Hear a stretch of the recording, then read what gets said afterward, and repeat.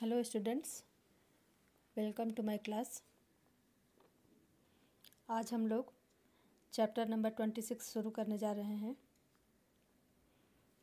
जिसका टॉपिक है जन संचार तथा सामाजिक परिवर्तन, mass media and social change.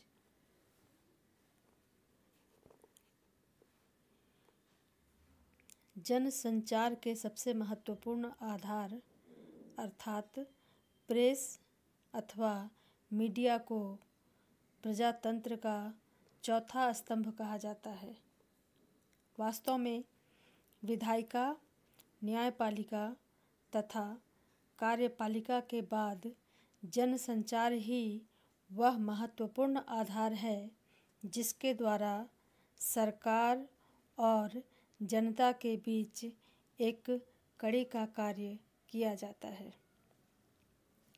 वर्तमान युग में जनसंचार सामाजिक और सांस्कृतिक परिवर्तन का एक प्रमुख स्रोत भी है। आज हम एक ऐसी दुनिया में रह रहे हैं जिसमें हजारों किलोमीटर दूर के लोगों से बहुत कम समय में संपर्क स्थापित करके हम उनसे किसी भी प्रकार की सूचनाओं को ले सकते हैं और दे सकते हैं।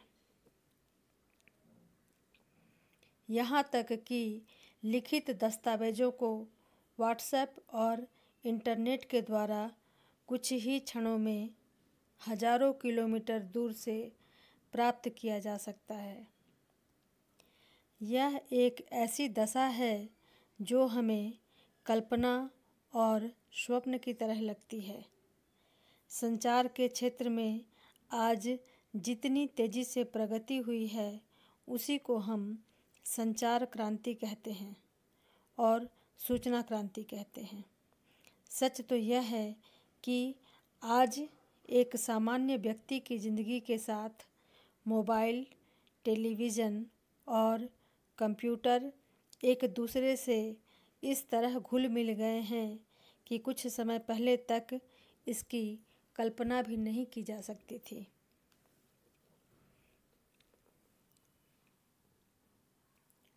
सामान्य जीवन में हम दो शब्दों जनसंचार यानी कि मास मीडिया तथा जनसंवाद यानी मास कम्युनिकेशन का बहुत अधिक उपयोग करते हैं। तकनीकी रूप से इन दोनों शब्दों का अर्थ अलग अलग है, लेकिन साधारणतया इनके बीच कोई भेद नहीं किया जाता।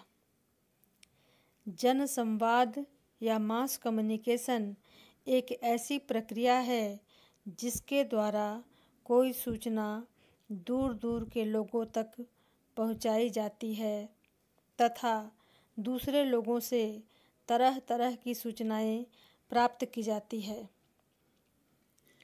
यह सूचनाएं लेने और देने का काम संचार के जिन तरीकों द्वारा किया जाता है उन तरीकों को हम जनसंचार या मास मीडिया कहते हैं।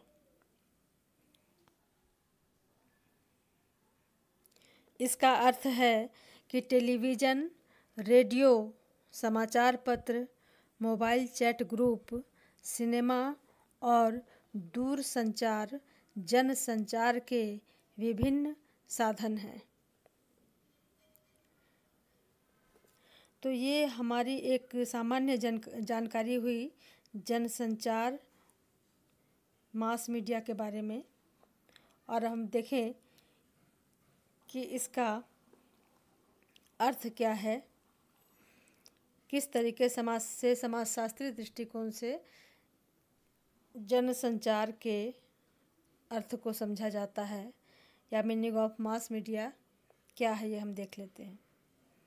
शाब्दिक रूप से जन का अर्थ होता है व्यक्तियों का कोई बड़ा समुदाय या समूह।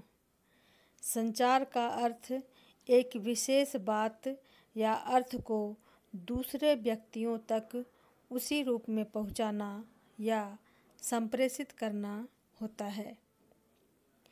इससे स्पष्ट होता है कि जब हम कुछ विशेष साधनों के द्वारा एक बड़े समूह या समुदाय के लोगों तक कोई विशेष सूचना या संवाद पहुंचाते हैं, तब इसी को जनसंचार कहा जाता है।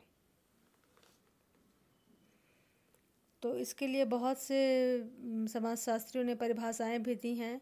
विल्सन ने दिया है, लैपियर ने दिया है। तो इन सब की परिभाषाओं के द्वारा यही बातें स्पष्ट होती हैं जिनकी चर्चा हमने अभी की है। तो इस आधार पर हम ये कह सकते हैं कि जिन साधनों के द्वारा बहुत दूर दूर के लोगों के बीच विचारों और संदेशों का आदान प्रदान किया जाता है, उन सभी साधनों की संगठित व्यवस्था को ही जनसंचार कहा जाता है। इस प्रकार television, radio, press, cinema, telephone, mobile और इंटरनेट आदि जनसंचार के प्रमुख साधन हैं। तो आज के क्लास के लिए यही है। अगले क्लास में हम जनसंचार के साधन के बारे में चर्चा करेंगे। धन्यवाद।